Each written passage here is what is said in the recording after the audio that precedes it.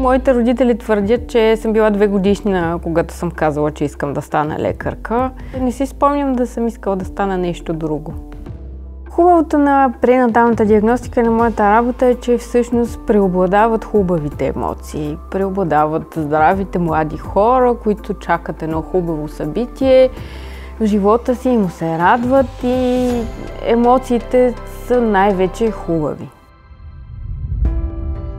Завърших следването си по медицина в Бон, в Германия, започвайки в София. По тези тъмни години тук нямаше много надежда за младите лекари.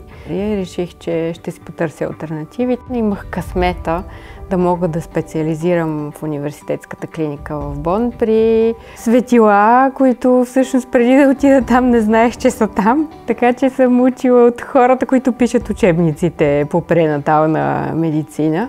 Поработих доста години в Бон и след това ми се отдаде възможност да работя в Хамбург, в една много голяма болница.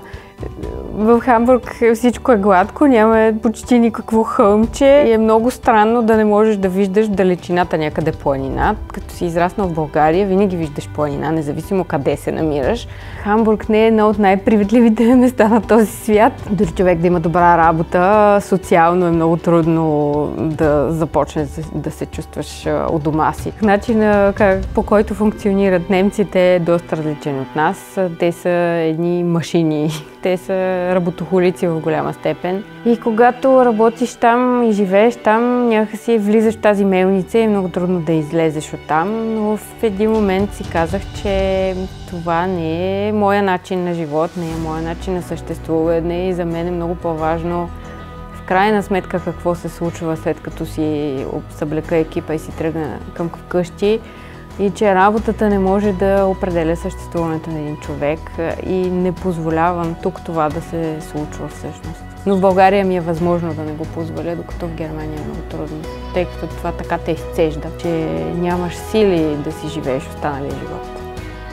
Контактът с хората е това, което е вкъщи. Това е всъщност, което липсва на всички българи в чужбина. Там, колкото и да се научиш и да свикнеш с техния начин на мислене, на общуване, на комуникация, никога не можеш да ги усетиш напълно, както усещаш твоите си родни хора. В Хамбург работих много кратко, работих една година, тъй като предложението от доктор Стаменов стоеше вече като възможност. В един момент реших, че пък да се върна в България не е толкова лоша възможност, всъщност започва да ми харесва все повече. Така че някъде след Коледа, 2013 се обадих на доктор Стаменов и му казах окей. След като казах на шефа ми в Хамбург, те направиха всичко възможно, за да ме накарат да остана там. Дадоха ми всичко, което бях поискала преди това. Но аз казах, вече е решено. Връщам се в София.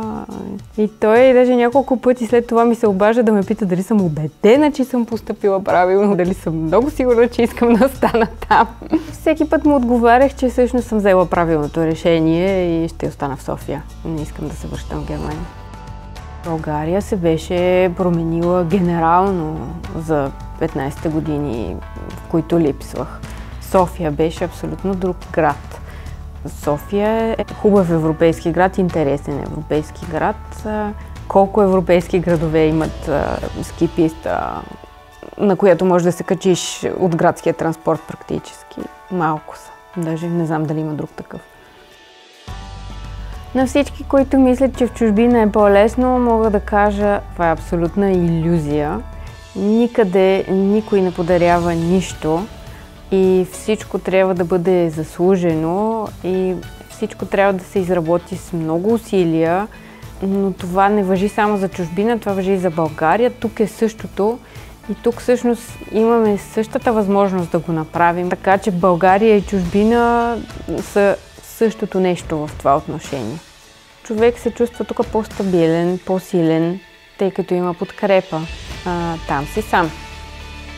Чувствам се щастлива в България. Колко съм успешна, може би другите ще кажат, но аз се чувствам доволна от съществуването си в България.